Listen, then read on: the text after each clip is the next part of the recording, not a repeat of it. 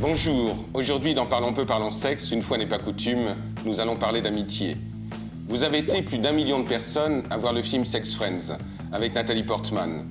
C'est donc que le sujet vous intéresse, vous passionne ou vous fascine.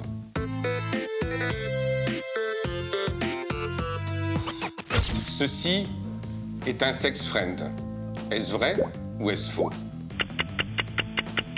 C'est faux, bien entendu. Il ne s'agit absolument pas d'un sex friend. Un sex friend, c'est tout simplement un ami, une personne que l'on rencontre régulièrement et avec qui on n'a que des relations sexuelles. Il ne s'agit donc pas d'un coup d'un soir, mais d'une relation régulière, continue, avec quelqu'un avec qui on n'a que des relations sexuelles. Dans ce type de relation, il n'y a aucun engagement et aucune obligation. On n'est pas obligé d'aller au restaurant ou d'aller au cinéma ensemble. Le seul ciment de la relation, c'est la sexualité. Une autre question.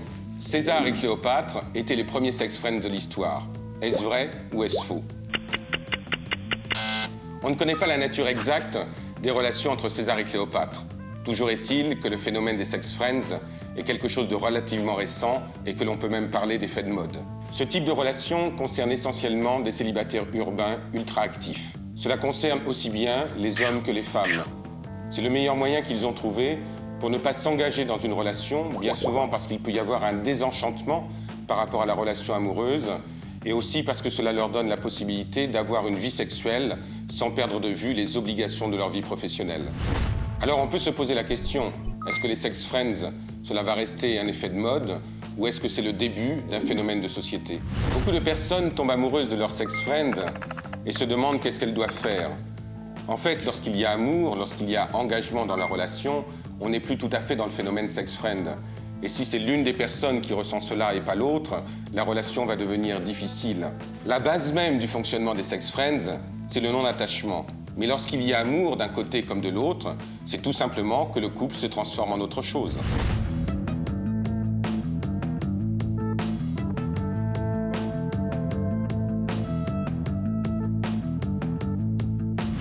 Le phénomène sex friend correspond à des règles relationnelles bien précises.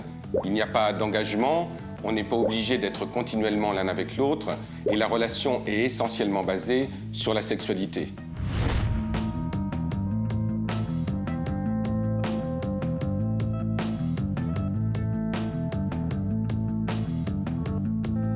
Certains d'entre vous peuvent multiplier les sex friends après une déception amoureuse.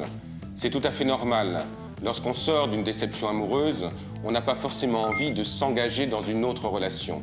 Le sex friend va permettre de pouvoir, pendant un temps, se guérir de sa relation passée et parfois de pouvoir mieux appréhender une future relation amoureuse. Beaucoup d'entre vous ont des relations sexuelles avec leur ex et se demandent si cela fait d'eux des sex friends. À partir du moment où il n'y a plus du tout de sentiments et que c'est essentiellement la sexualité qui vous réunit, on peut dire que vous êtes des sex friends. Et en même temps, il faut se demander si cela n'est pas une solution de facilité et si vous ne revenez pas vers votre ex parce que vous êtes en territoire connu. Et pour terminer, je vous propose un livre, Oser les sex friends. Et comme le sujet est très à la mode, plusieurs films ont été réalisés autour de lui, et notamment celui-ci, Sexe entre amis, avec Justin Timberlake. Voilà, cette émission est terminée. Je vous rappelle que pour vous abonner, il faut cliquer ici. Et je vous retrouverai avec plaisir pour une nouvelle émission de Parlons peu, parlons sexe la semaine prochaine. Au revoir.